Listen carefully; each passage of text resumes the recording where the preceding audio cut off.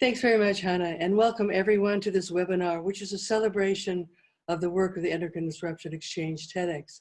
It's also an opportunity for all of us to express our gratitude to TEDx for all the work they've accomplished in these past few years and moving forward the work of EDCs into a variety of arenas and regulatory processes. It's an opportunity for us all to express our gratitude and also for us to say goodbye to TEDx. TEDx has set the standard for science review and reporting. It will be always the mothership for EDCs and will be deeply, deeply missed. With that, I'd like to move directly into our first speaker, which is Carole Kwiatkowski, Executive Director of TEDx, who's going to talk about her experience at TEDx in the past few years and where different aspects of TEDx will be going into different entities for continuation of the very good work TEDx has done. Thanks, Carole. Thank you, Cheryl.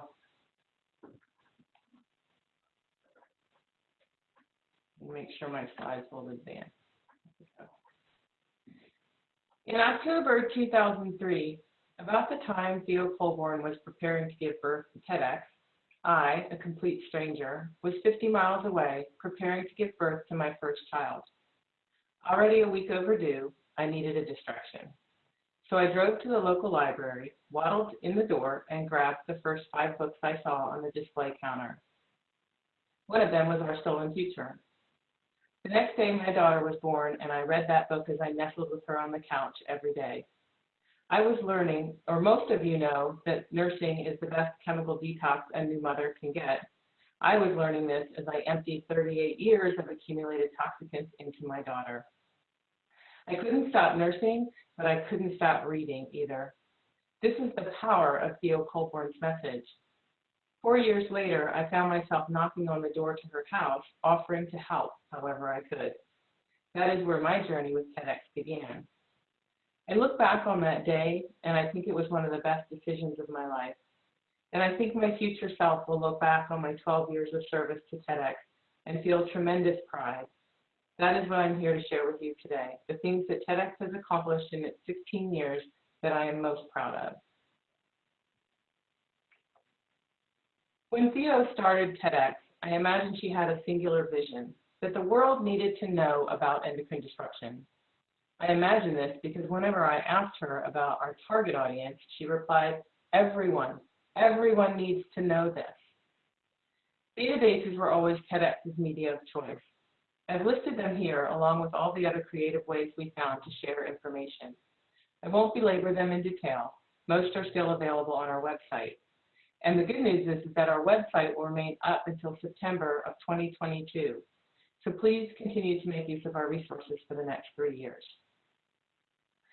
I do want to mention that our most well-known database, the TEDx list of potential endocrine disruptors, we built this at a time when people were still haggling over the definition of an endocrine disruptor. And in many ways, they still are. But we said, let's just get a list out there of all the chemicals that have shown some evidence of endocrine activity. The list ended up being extremely useful, especially for regulatory agencies in Europe, where they've made much more progress than they have here in the US, and you'll be hearing about that later in the webinar. I think Theo's belief in the power of knowledge is what led her to take on fracking. Before, hardly anyone had heard the term. It began when she met a woman who had a fracked well explode in her backyard, and she subsequently developed a rare adrenal tumor, and she had a newborn baby. Of course, Theo's endocrine disruption radar was buzzing. She soon learned that finding out what chemicals were used in fracking was nearly impossible. Later, at a meeting with Earthworks, someone from a company that handled oil and gas waste approached her with a box full of safety data sheets that identified chemicals used in fracking. It was pure gold. This led to the development of our database of fracking chemicals and their associated health effects. At that time, fracking was still fairly unknown. All that changed when the Marcellus Shale began being developed and New York City became concerned. TEDx was subcontracted to research the health effects of fracking chemicals for their water board. This led to the New York City ban on fracking, which caught at the attention of the nation. Our early work also led to key research by Susan Nagel, Chris Casotis, and others who were inspired to study the endocrine effects of fracking chemicals. Our work has consistently demonstrated that approximately 1/3 of the hundreds of chemicals associated with fracking are endocrine disruptors. As a final capstone for TEDx, this summer, Earthworks enlisted our help again to develop a petition to the United Nations to enact a global ban on fracking. We also wrote a summary of health effects specific to Colorado, the original home of TEDx and a place still near and dear to our hearts. I am immensely proud of our work in this area, and I'll provide links to these and other resources during the Q&A. One of the strengths that TEDx has built upon over the years is our partnerships, working directly with other NGOs and scientists. This slide lists many of our partners, and I encourage you to visit their websites for more information on what they do. I'll give you just a few examples. About 2 years ago, we worked with Toxic Free Future, providing written and oral testimony in Washington State on the harmful effects of PFAS, per and polyfluorinated substances. Their strong advocacy combined with our science contributed to Washington becoming the first state to restrict the use of PFAS in firefighting foam and food packaging. Most recently, we've been partnering with NRDC, Lancaster University, and UCSF to complete our new PFAS database. This will be an interactive database of 29 per and polyfluorinated alkyl substances, including human, animal, and in vitro research, and data on 10 different health outcome categories. Before we close at the end of November, we plan to release a link to the database so you can follow our progress as we add chemicals. We're working to find funds to complete the database and to keep it alive in a new institution. This is going to be extremely valuable as new research comes out on the health effects of these emerging contaminants. In our oil and gas work, the NGO Physicians, Scientists, and Engineers for Healthy Energy has always been a strong partner. They created the ROGER database, named for Repository for Oil and Gas Energy Research. We're thrilled to report that they are currently revamping ROGER and will be building upon the framework and design of our Frack Health database. The upgrade will include new user-friendly filters and visualization tools. So you'll continue to have access to the kind of data we provided in Frack Health, as well as all the additional research in ROGER, which includes economic, climate, and environmental impacts. One thing I've learned in my years working at TEDx is that wise people don't have all the answers. These days you can get answers on the internet. Wise people ask the right questions. Our partnerships with scientists and NGOs and our connections to the issues and the policy challenges have helped us know what questions to ask. This has always guided our choice of research topics, and it's borne true in many of our publications having been named by journals as their most cited, most read, or most downloaded papers. In 2013, we upped the ante on our review methods, adopting NIEHS's systematic review procedures for environmental health research. We not only published many papers that use systematic review methods, we also helped develop those methods by being some of the first people to apply them. A full list of our published papers is available on our website. Being a scientific nonprofit, building databases and publishing peer-reviewed papers has some unique challenges. Funding science is not as appealing as funding action. I don't know how to fully express my gratitude for the generous, dedicated, and courageous individuals who believed that science could make a difference and who believed that endocrine disruption needed urgent attention. They too should be proud of what we have accomplished. Our board of directors, working behind the scenes as they do, has been steadfast in their support of our work, giving us the freedom and the flexibility to pursue our mission and conduct independent science. We are immensely grateful for their wisdom and guidance. And I want to thank our science advisors, who were always just a phone call away. There are so many more names I'd love to add to this list. People who responded immediately whenever we had a question, who collaborated on projects and papers with us, and gave us advice and took our advice. Thank you all. Later, you will hear from our three speakers about their view of the future beyond TEDx. But I'd like to take a minute to share my vision of what's important. Concern over hormone disruption is growing as more and more people find out they have hormone-related health conditions. It's pretty clear that consumers don't want EDCs in their household and personal products or their air or water or food. We need to keep raising awareness and use that leverage to pressure businesses who are responsive to their customers to demand that chemical manufacturers keep these chemicals out of our homes and our lives. People also want to know, how do I avoid these chemicals? I'd like to see more research on interventions to determine what really works to reduce exposure. What behavior changes make a difference, not only to the chemical burden in our bodies, but to our health. And as for science, I think there's great value in supporting endocrine disruption as a field. In North Carolina, several colleagues and I work together to create a community of scientists studying endocrine disruption. At each of our 2 annual meetings, we've had nearly 200 attendees, and that's just from the state of North Carolina. I think groups like this could be formed in other areas as well, and I would like to encourage that. Finally, I want to thank TEDx's staff. I have never felt so privileged as I have to be able to work with this team of dedicated, hardworking, brilliant women and men. TEDx is a name, it is a reputation, it is a website, but it is nothing without the people who have made it what it is known for. When I reflect on our accomplishments, one thing I wish is that we had celebrated the wins more, the big ones and the small ones. Sometimes praise is the only fuel that keeps us going when significant milestones are few and far between. We have so enjoyed reading the comments people have left on our webpage, Remembering TEDx. I encourage you in the audience to celebrate your work now.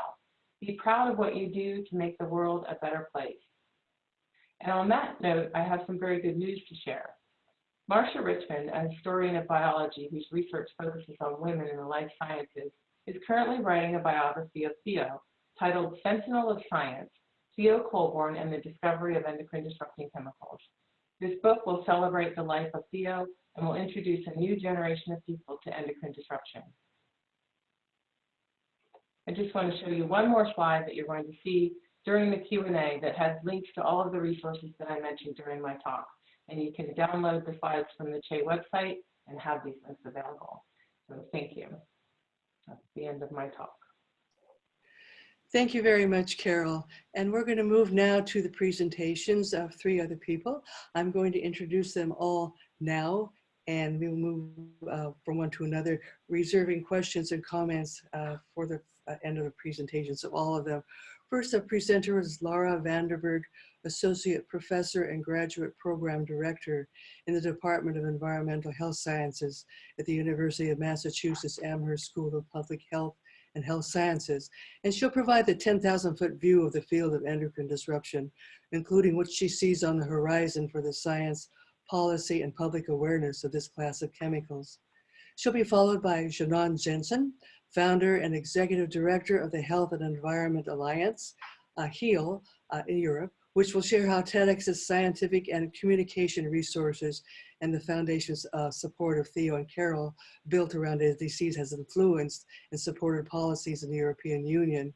And our last speaker will be Dr. Sarah Wiley, Associate Professor of Anthropology and Sociology and Health Science at Northeastern University.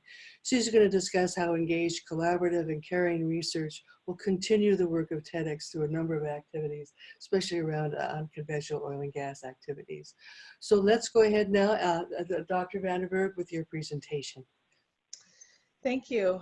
So it's a little tough to follow Carole, especially because I'm remembering the work that we've done together for the last 10 years. I started working with Theo more than 10 years ago on stuff that I'll just briefly talk about here. And I think Carole's right that we should have celebrated more when things went well, big and small. And I think honestly, today, my talk is meant to do that and to think, based on where we've been, where our successes have occurred, we can ask, where are we going? And sometimes it helps to step back and look at things from a different perspective. I offer to give the 10,000-foot view here, because sometimes when we do that, we can see things clearer. We can see things in a way that we can't see when we're in the middle of it. And a lot of us, I think, that have been working in this field, we've been doing the day-to-day science without really thinking about what does this mean and where are we going. So I'm happy to take this opportunity to celebrate TEDx and to celebrate the many, many scientists that have contributed to the TEDx mission and the broader mission focused on endocrine disruptors. So one thing that I think is a tremendous opportunity and some success and where we're going forward is really expanding what we think about in terms of vulnerable periods or critical periods in development or in life. A lot of the work to date has really focused on the developing embryo, fetus, not just in humans, but in model species and in wildlife. And I think that as a developmental biologist, I think that's awesome. We've really come to understand how important the endocrine system is for basic development of creatures and how interfering with those basic developmental processes affect the physiology in the long term, even if the individual looks normal at birth or in early life. But I think part of what we need to do and what we're starting to do is to expand to understand that at other periods of life, we also have vulnerability. We have very little work that has been done on exposures during puberty and in childhood. We have had a very low appreciation for how adult exposures could affect not just the future generations, either preconceptive exposures or exposures to the unborn, but also that the mother can be affected during pregnancy and the lactational period, that adults are affected by these chemicals. And we have very little information about how these chemicals might affect aging populations. So I think this going forward is a tremendous opportunity for us to sort of throw away the old dogma that hormones only have short-term effects on adults, and instead to explore how disruption, even for a short period of time, can have long-lasting effects. Another area that TEDx in particular has been working at the forefront and that we're in need of more work is an appreciation of chemical mixtures. Theo's incredibly groundbreaking approaches with other independent scientists to focus on mixtures used in hydraulic fracturing or fracking is absolutely an important example of how studying chemical mixtures is going to get us answers that we would not get from studying chemicals one at a time. There's a lot that we need to know about chemical mixtures. We need to know how important it is to derive the individual chemicals that are contributing to toxicity, how chemicals in mixtures might act additively or in competition with each other or synergistically. But also how chemicals and mixtures that act via different pathways but affect the same kind of outcome might act additively or synergistically in some way. So I think that the chemical mixture field has blossomed a lot in the last 5 years. We've had some great victories there, but there's a lot that needs to be done at every level of study, from understanding exposures to understanding effects of exposures to modeling those exposures. Another area where I think TEDx has been a part of the conversation is how do we improve and modernize the methods and approaches that are used to evaluate risk. This is a really complicated area, and some of the contributions that have been really groundbreaking by TEDx and academic partners are to change how we evaluate data that already exist. We have huge amounts of data for some chemicals, and yet those data are not being used in the regulatory process. And part of that is needing to know, how do we evaluate reproducibility? How do we evaluate validity of outcomes? And TEDx and their approaches to conducting systematic reviews and scoping reviews has provided really great steps forward for our field. We also, I'm sure everyone on this call has seen a figure that looks like this. This is sort of the approach that we think about for risk assessment. And I think that there's a lot of opportunity for growth and areas where TEDx and affiliated scientists have participated in asking questions. We need to know whether the outcomes that are being evaluated during hazard ID, are they good for evaluating health outcomes? I think we've gotten really good at evaluating toxicity. We know what kills and we know how things kill. but we're not still very good at identifying outcomes that are relevant to human diseases. This is something a lot of us have a lot of passion about. It's work that academic partners are working to develop the right outcomes relevant to diseases, specifically endocrine diseases, but we have a ways to go there.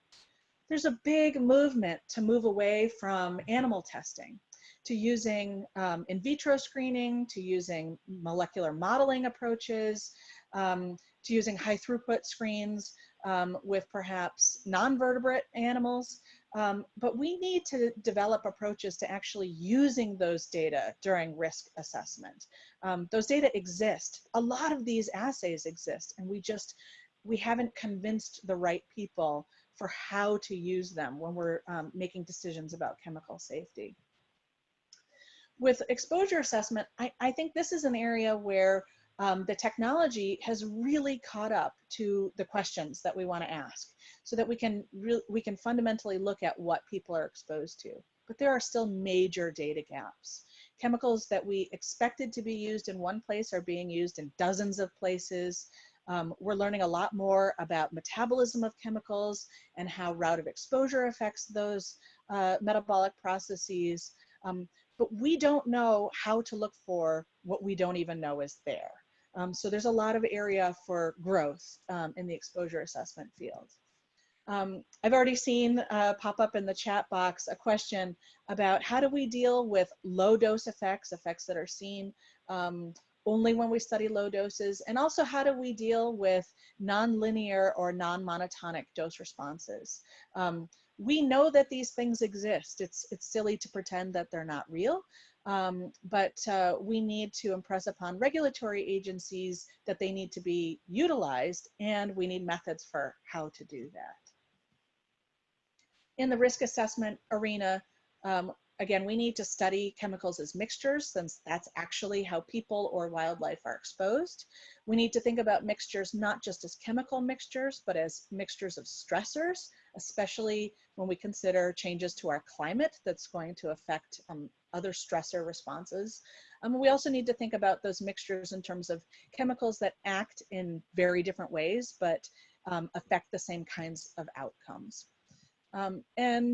We do also need to continue to build on the approaches developed by scientists at TEDx and academic partners to evaluate reliability and reproducibility of studies, so that we aren't just using industry-oriented studies for risk assessment. We can also utilize this vast knowledge of data that comes from academic laboratories.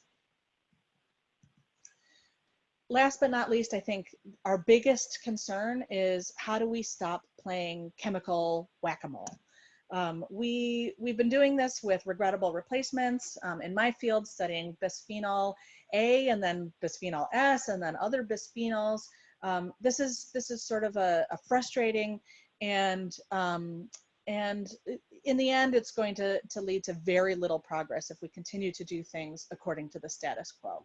So I think all of us are hoping to reduce exposures to EDCs and also to develop methods so that we can avoid regrettable replacements without needing to study them in the depth that we have studied sort of the original chemical that has raised concern. So with that, I'm going to finish my talk and express again my extreme gratitude to Carole, to Theo, and to the rest of our friends, colleagues, and future partners as they are leaving TEDx. Thanks. Great, thank you so much, Laura. We're going to move on now to Janan's presentation. I'm going to share that in just a moment here, and Janan's going to jump on the phone with us. Okay. I'm going to just make your slide big so everybody can see it.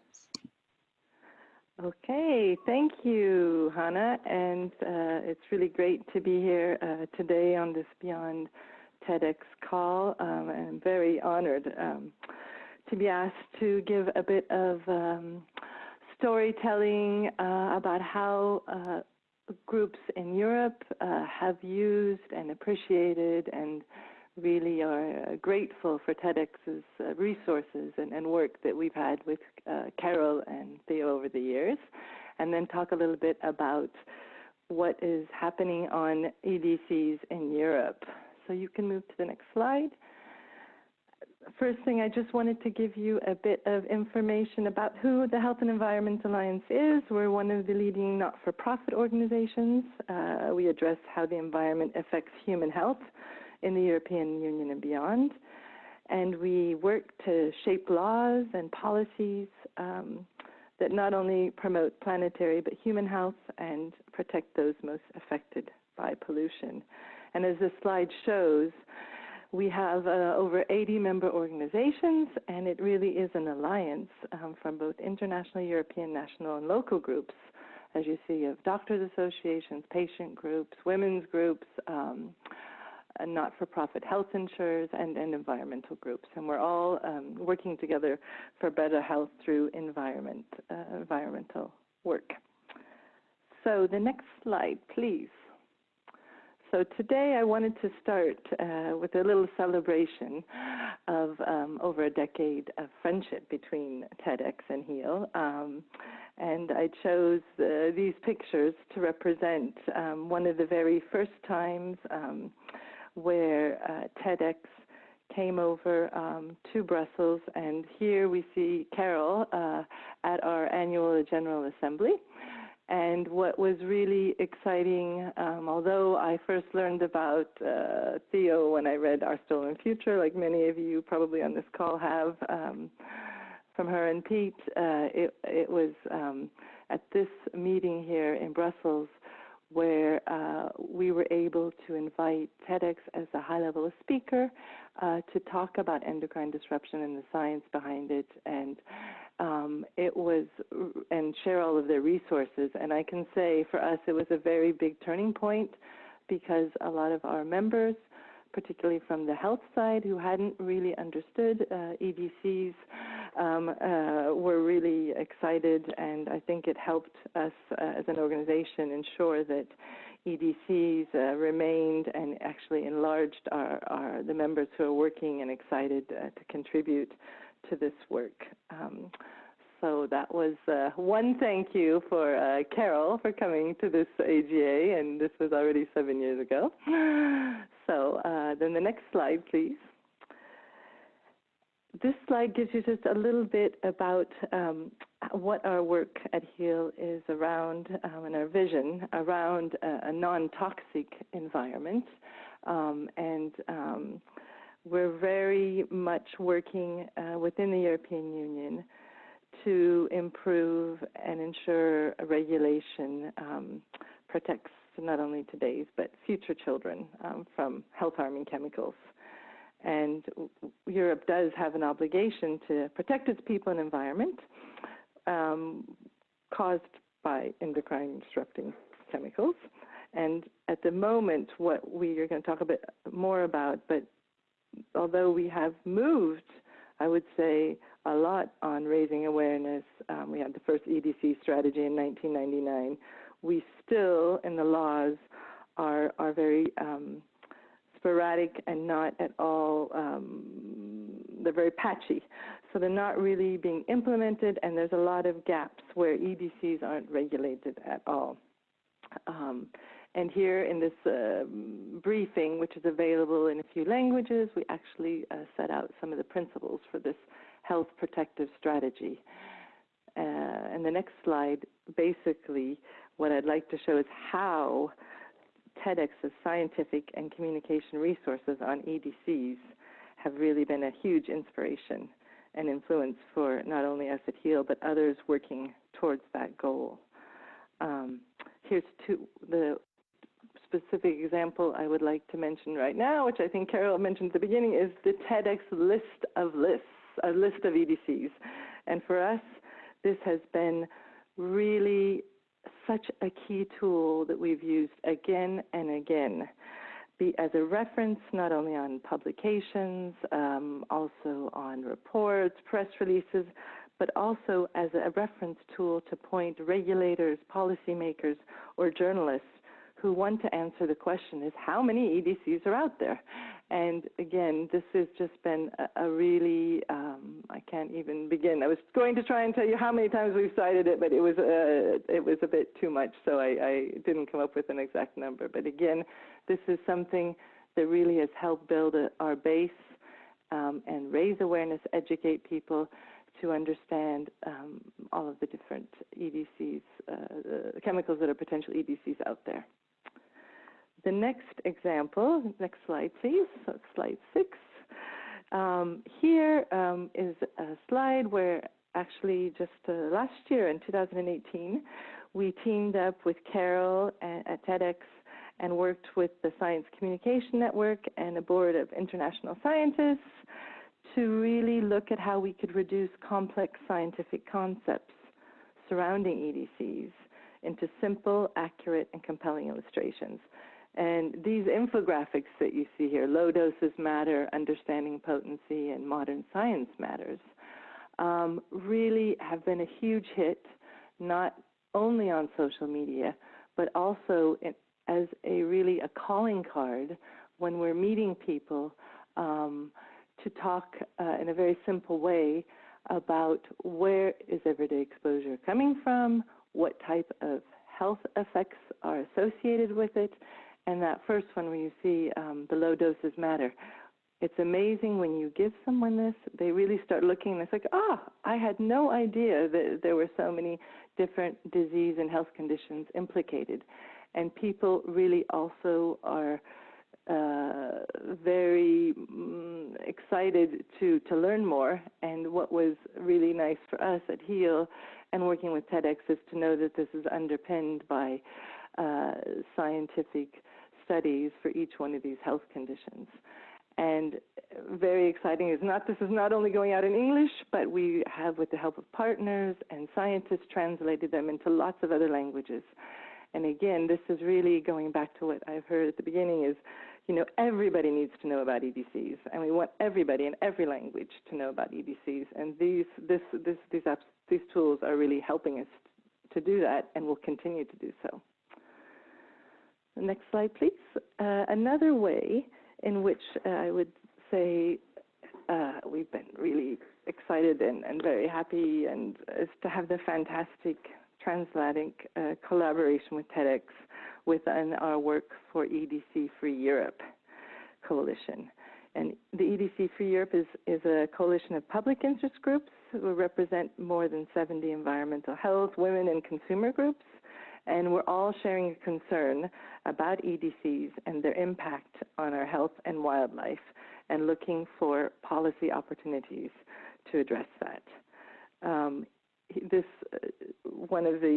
Our vision for EDCs is brought together in these 8 demands that we shared not that long ago, just at the beginning of May 2018. And here again, we drew upon a TEDx list of lists to highlight some of the different lists. And at that time, the list said that there was over 1,400 potential EDCs. I would say, I'd like to say on behalf of the EDC Free Secretariat, we also thanked Carole in a call earlier, but I'd like to say once again that, your work and your team's work as a campaign partner for the EDC for Europe has time and time really been a useful science-based and technical over the years. So thank you, TEDx, for being a campaign partner. Next slide, please. So now how can we take these, the solid inspirational work that I've been talking about, that have been laid down by TEDx, especially here in Europe, to the future? And I'd just like to leave you with some inspirational quotes, because my time is up very soon. And here is I think I'm on the one that says the future of EDCs in Europe. I hope I got to that one. Hannah, I hope that's where I am right now. And here is just a slide where we actually wanted to share with you what's happening in the European Union, We think there are some exciting promises ahead to move forward on EDCs. Why am I so optimistic? Well, you may have heard that there's a new European Parliament that was elected in May, and we now have a new European Commission. President and commissioners are now being appointed, and they're set to take office for a 5-year period in December of this year. And here on this slide, we really show some of the very first political messages and quotes from the Commission President, who is a medical doctor herself, Ursula von der Leyen. And it is amazing to me to come and read and hear someone talk about that actually she's going to put forward a cross-cutting strategy to protect citizens' health from environmental degradation and pollution, addressing not only water and air quality, hazardous chemicals, industrial emissions, pesticides, and endocrine disruptors. And so I think that is really exciting, and it's something we will have to watch very carefully, that fine words turn into concrete actions. And then the next slide, it's the last slide, almost next to the slide, is just, again, some commitments that were heard just a few weeks ago from the Health Commissioner and the Environment Commissioner for the European Union, again, about their commitments toward EDCs. And then the last slide, which is just, again, I would like to finish by going back to the beginning. And here is one of the first times that we met Theo, where we hosted with the WWF, I believe at the time, an event. This was 2008 on endocrine disruptors. And again, she was very important to highlighting the problem, which wasn't being talked about as much. And another really useful tool was the DVD on the male predicament and EDCs, which was quite a hit when we handed it out in Brussels and other places in Europe. So thank you very much, TEDx. Thank you, Carole, and your team, and thank you especially, Theo.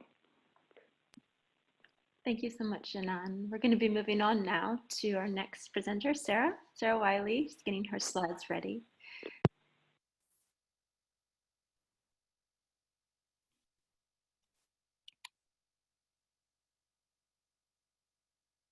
Sorry, I just realized I was also muted. I am really honored to be able to join this chorus of thank you for the Endocrine Disruption Exchange, and particularly Theo, who've played such a pivotal role in my work. You know, I arrived into Paonia in the winter of 2006, into this small rural Colorado town, and first did an internship with Theo that has ended up producing, my book, Fractivism, Corporate Bodies and Chemical Bonds, which describes the work of TEDx building the first database of chemicals used in fracking and their health effects, a project that I was really lucky to be able to collaborate in beginning to build.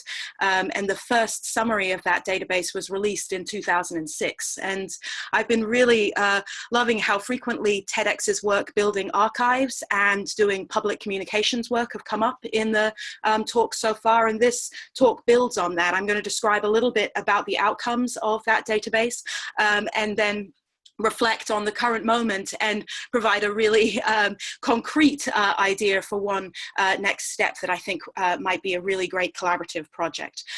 So returning to this first publication of the chemicals used in natural gas development and their health effects, TEDx shared this as a project that was designed to provide a glimpse of the patterns of possible health hazards for those living in proximity to gas development. And this fell to the hands of a small, some would say, under-resourced non-profit to build this database because of the exemptions of fracking from the Safe Drinking Water Act in 2005. And as I outline in my book, there are many strategies that this industry uses to become unarchivable that makes it very hard to tell a coherent story about its impacts. And TEDx really began providing one of the first kind of coherent stories about the overall potential impacts of practicing hydraulic fracking at scale. So this is one of the figures from their 2011 version of the summary of fracking chemicals. And what they showed in this, what they did was organize these chemicals by their potential health effects and show large-scale patterns. So for instance, of the volatile chemicals, those that evaporate in air, over 90% of them were skin sense organ toxicants by TEDx's reckoning. And then, very concerning, brain and nervous system toxicants are also very high in the volatile chemicals. And looking over at endocrine disruptors, as Carole mentioned early on, they predicted here that about 40% of them were endocrine disruptors. And so this, sorry, for some reason my screen's not advancing. So this way of presenting the chemicals used in fracking on a spectrum as a whole, potentially impacting a wide range of health systems, was really transformational to public debate around this health and safety of this practice, which had largely been not investigated after the EPA's initial report in 2004. And so TEDx was vital in bringing legislative attention, the first congressional hearing from Waxman, Markey, and DeGette on the health effects of fracking. They inspired Gasland, which really carried a broad message of concern from communities and featured Theo prominently. And they also enabled EPA to begin its first investigations into the chemicals used in this practice following that exemption from the Safe Drinking Water Act. And they've also now produced a booming field of research in the environmental health impacts of fracking, such that we now have, and this is from TEDx's current database of studies on health effects and fracking, we now have 6 epidemiological studies demonstrating that people who live with close proximity to oil and gas wells have an increased risk of childhood leukemia, asthma attacks, congenital heart defects, birth weight and low birth weight and preterm birth compared with people who live with no production nearby. And this ought to be really concerning to the 17.6 million Americans who now live within a mile of oil and gas wells.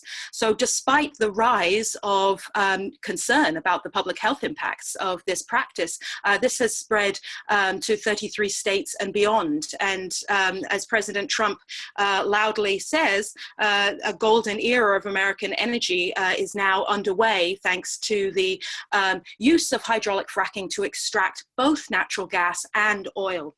So fracking was sold as a bridge to a low carbon future because it was supposed to increase the supply of natural gas. And what was often not reflected on is that hydraulic fracking is also equally useful in extracting oil, such that now in 2018, the US is leading globally both natural gas and crude oil production. And this is only set to increase.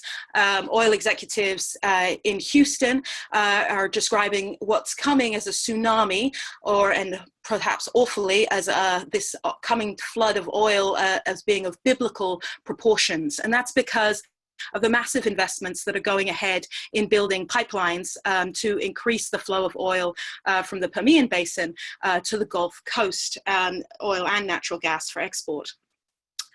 And of course, one of the things that's often overlooked as we discuss fracking is that natural gas also goes to feed the massive production of petrochemicals, because 70% of the cost of producing ethylene, which is one of the base components of many plastics, comes from natural gas. So the reduced cost of natural gas is spurring a massive investment in chemical production nationally. And so there are 5 steam crackers set to begin operation by the end of 2019 along the Gulf Coast. And when we look at who is producing ethylene from those cracking operations, we see the oil majors appearing. So what Theo was trying to push people towards the end of her oil and gas work was really thinking about how to connect endocrine disruptors and climate change through the lens of hydraulic fracking, which demands many petrochemicals and is also producing many more petrochemicals, many of which are endocrine disruptors. So while we are doubling down on oil and gas extraction nationally in terms of infrastructure building and production capacity, we are also at a pivotal moment. moment, where we have two of the leading Democratic candidates for president saying they support a ban of fracking, where we're seeing international climate strikes and real proposals for a Green New Deal. So what could be done now, building on the spirit of TEDx's archiving work? So when TEDx first released its database, it called for two things: full disclosure of chemicals used in fracking and monitoring. And what we have ended up with is a disclosure that has been described as opaque transparency through the website supported by industry, Frack Focus, which is notorious for being very hard to search, very hard to organize data from, and very hard to analyze. I'll just give you a quick example. They don't really describe, they describe that chemicals are used in fracking, but don't provide any information on the health effects of those chemicals, which might be really important to you as a landowner.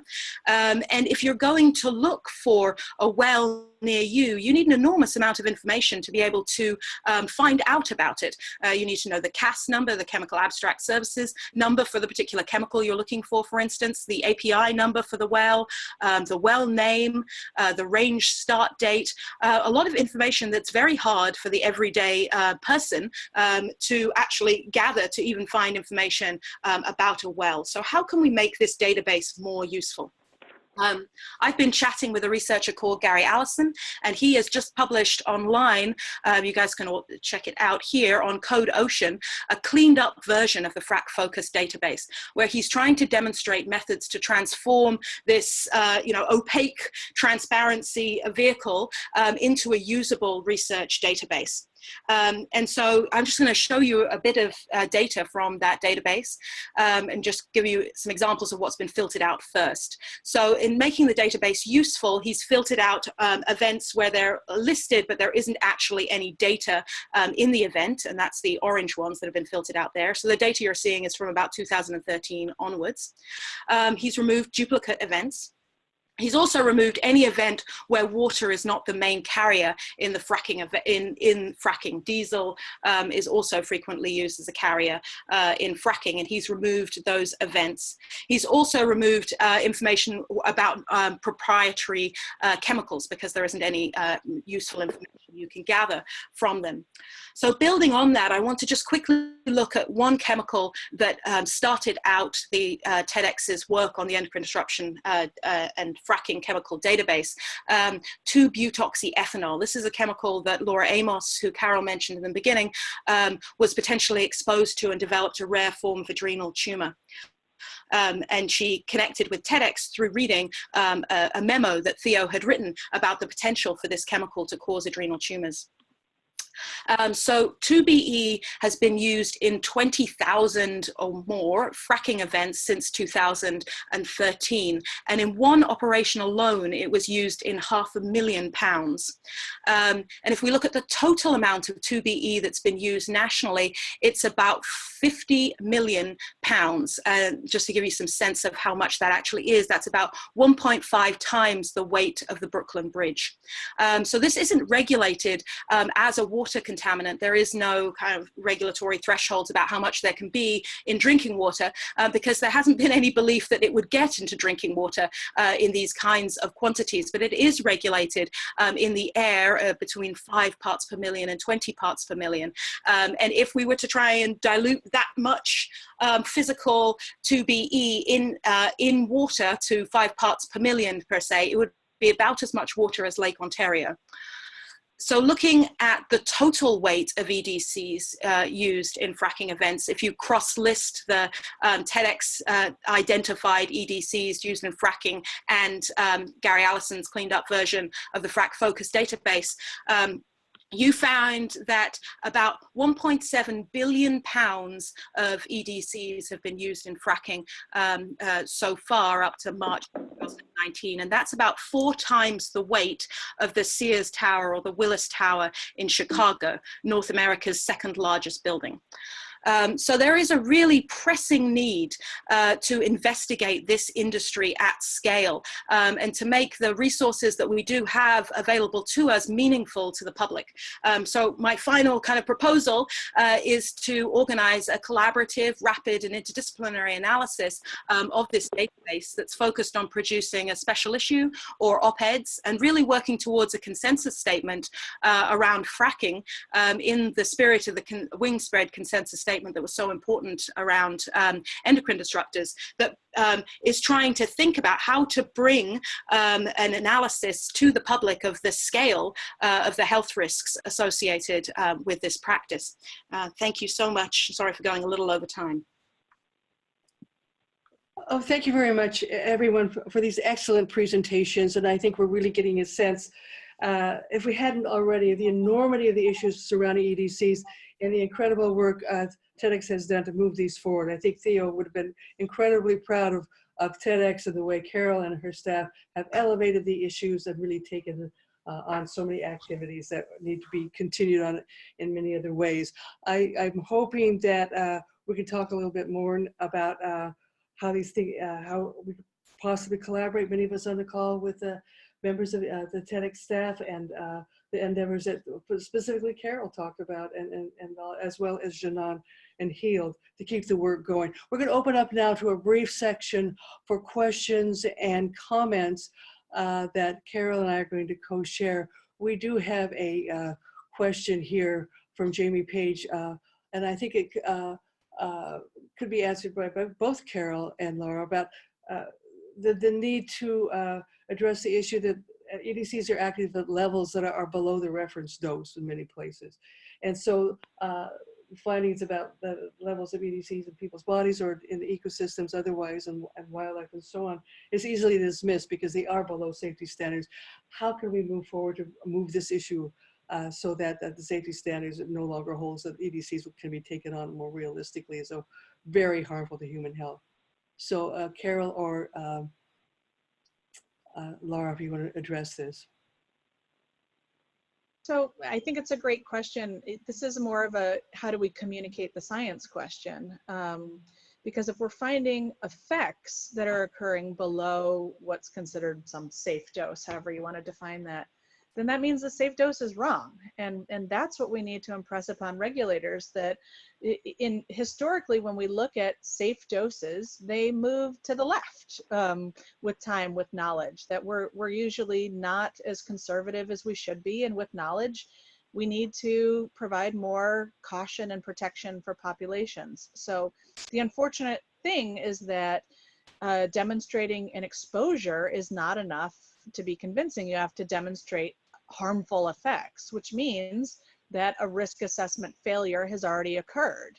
And I think that that's really unfortunate. But this is an issue of educating people about what that means.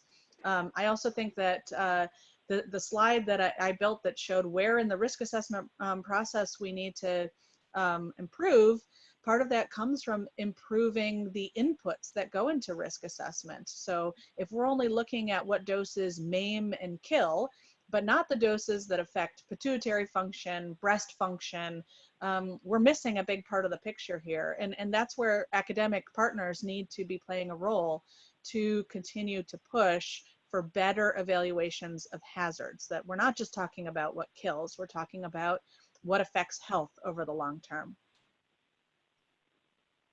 Excellent. Carole, do you want to make any comments on this? No, I think that was a great answer. Laura is the expert on this, and I would just second what she said. Indeed. Sarah, I see you were nodding your head. Is there any comments that you want to add? No, just agreement. I mean, the safe threshold has to be the place where there isn't any observable dose, and the whole concept of thinking with thresholds is part of really trying to figure out how much of something hazardous you can put into the world. That I think is a really flawed mindset. And in general, we need to be redesigning our chemicals not to produce any such hazards, rather than trying to make things livable. Because it always falls to those with least social power to live with those conditions. You know, and saying that something is safe in its usage dose doesn't mean it's safe to produce, doesn't mean it's safe to live next to that factory. And frequently these chemicals are downstream of very unsafe extractive industries that produce all sorts of other social harms. So I think we really have to be reframing this question about safe dose again and again to think about it, what kind of infrastructure does this dose produce? Very good answers. Carole, do you see any hands raised for anybody want to make a comment? So I think we didn't really clarify. We have a lot of people commenting in the chat, and I think that's great if you want to make a comment. If you actually have a question for a panelist, could you put it in the Q&A box, which is another option on your screen? Hovering over your screen will allow you to do that. And then, Hannah, you may have to jump in here, because for people to actually verbally ask the question, they need to raise their hand so that I can call on them and unmute them. And we're going to start out with a comment from the chair of the TEDx Board of Directors, Elise Miller. But then we'll open it up so other people can also verbally ask questions. But I need Hannah to remind people how to raise their hand, because I'm not sure how it looks on the listener screen. So if you hover over your name, there'll be a drop-down box that'll appear, and then you click on the raise hand feature. And then you'll be able to see a hand pop up. There'll be a hand that Carole will see, and she'll be able to call on you. And I saw Sarah, Sarah Howard, actually just raised her hand. So it's working. So feel free to hover over your name and look for that raise hand feature. Okay, so we'll get to Sarah after. We're going back and forth between the Q&A and the hand raising, but let's give Elise a chance to speak at this point. And Elise, I think you can unmute yourself as a panelist. I'm unmuted. Can you hear me? Yep, we can hear you. Well, I feel it's a little out of order, but there's so much I could say, but I'll just make 2 brief points. First, to serve on the board for 11 years and as board chair the last few years has been an exceptional honor and privilege for me. It's rare in this life to get to work with those who are not only brilliant and dedicated, but wise and heartfelt as well. And TEDx's staff and board have truly exhibited all these traits in spades. And second, though every organization and institution has its particular arc of life, success cannot be measured by the length of existence, but by the quality and sustainability of its accomplishments. TEDx's groundbreaking achievements in its 16 years, as described so beautifully by our speakers, will live on through all of us as a credit to Theo's tenacious vision and Carole's collaborative leadership, as well as a promise to future generations. This is a poignant time. I, for one, am keeping my Kleenex box close. And I offer just a deep bow of gratitude for all those who have made this work possible and all who will continue to keep TEDx's legacy alive in new forms. Thank you. Thank you all. Thank you, Elise. That was beautiful. Thank you. So I think Carole will ask our next question from the Q&A. Question. Someone is asking, does anybody have any information or anecdotes about Theo that you'd like to share? Is there anything, Carole, that you'd like to just say to bring forward the kind of persona of Theo? So I will say that the person who asked that is Marcia Richmond. She's the one who's writing the biography, and she has included her email address in both the chat and the Q&A. So anybody who would like to share a story about Theo and possibly have it printed in a biography, to write down that email address so that you can get a hold of Marcia and share that with her. I believe that's what she's asking for. And maybe we can use a couple minutes we have here to get some other questions answered. Okay, are there any hands raised, Carole, that you see? No, I'm not seeing the hand raising function, but I did, I think I allowed Sarah to talk. So Sarah Howard, are you able to, can we hear you?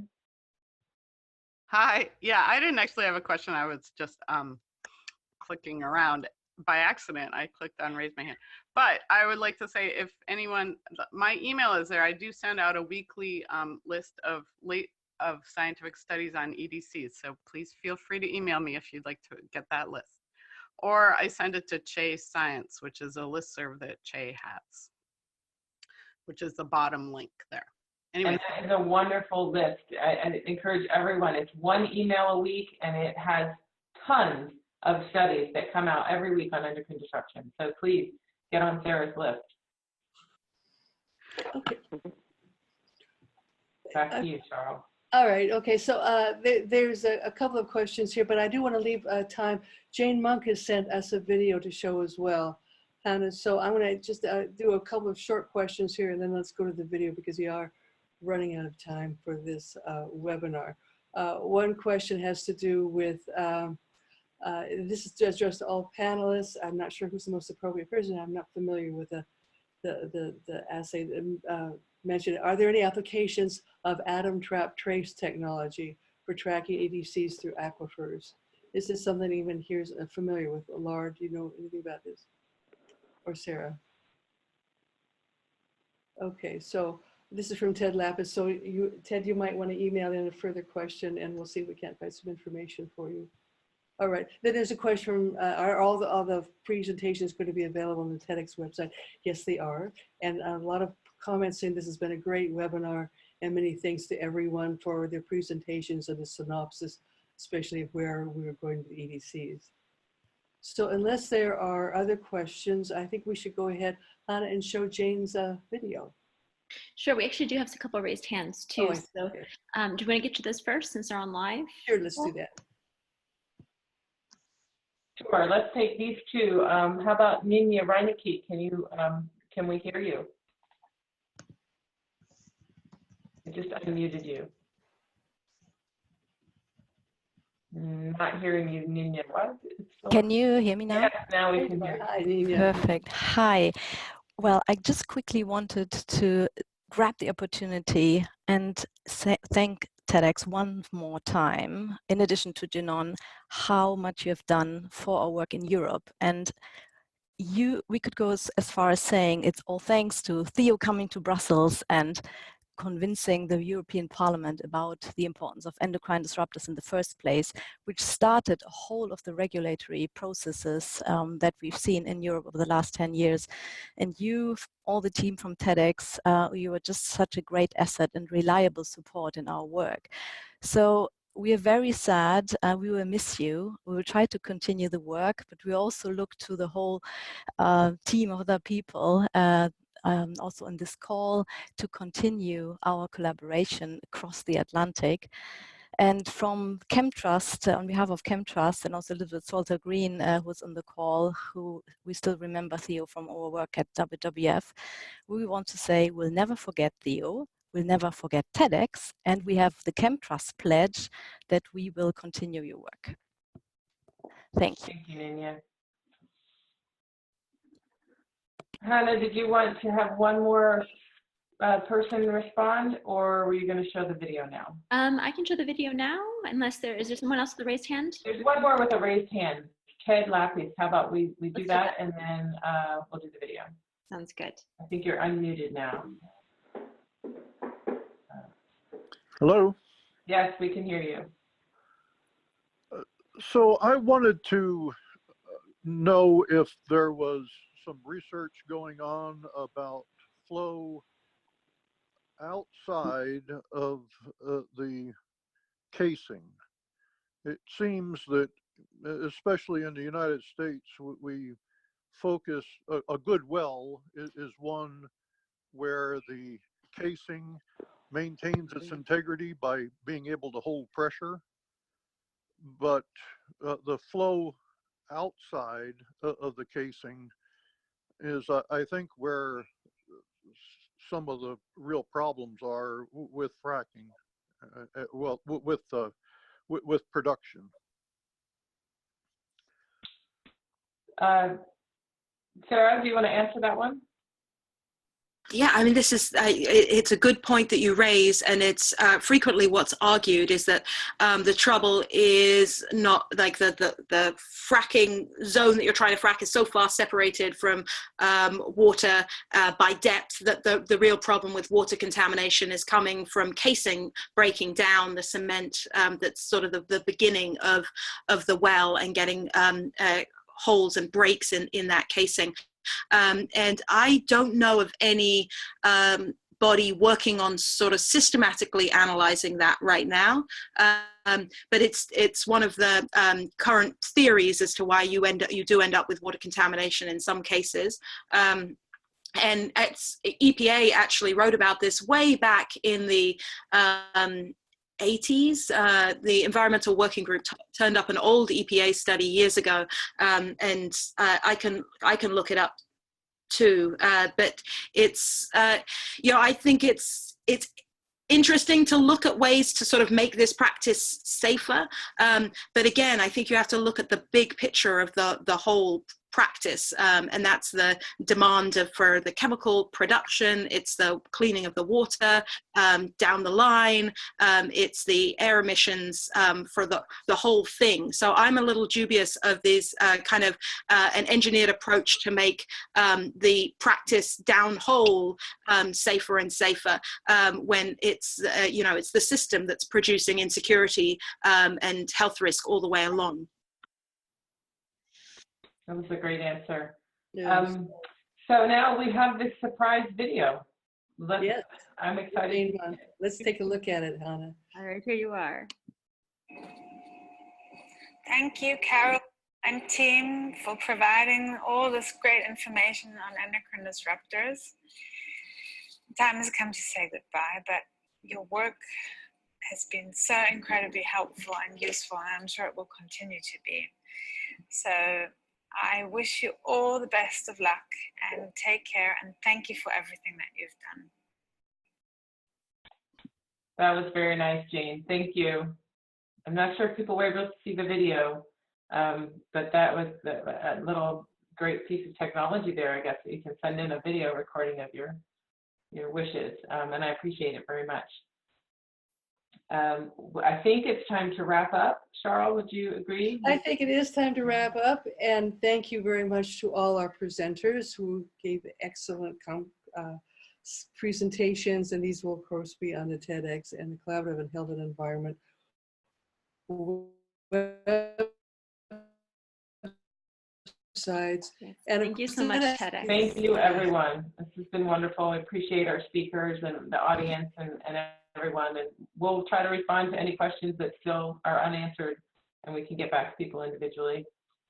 We'll be around for another month. Stay tuned. And please, let's all find ways to stay in touch with each other, and especially with all of you at TEDx, because we know you're going to go on to future endeavors that are going to be incredibly important and successful, and we want to hear about them. So please stay in touch. Thanks, everybody. Thank you. So we are approaching the end of our webinar today. A video recording of this webinar will be available on the CHE website soon. Tomorrow you'll receive an email containing a link to the recording. With that, I would like to thank our speakers, Carole, Laura, Janan, and Sarah, for taking the time to talk with us today, and to you, Carole, for your excellent moderation. If others would like to express your gratitude to TEDx, who did not have a chance today, you can go to endocrinedisruption.org and click on About Us and go to Remembering TEDx. Thank you for joining us. Thank you so much, Carole and your team. We appreciate everything you've done and contributed, and have a great day.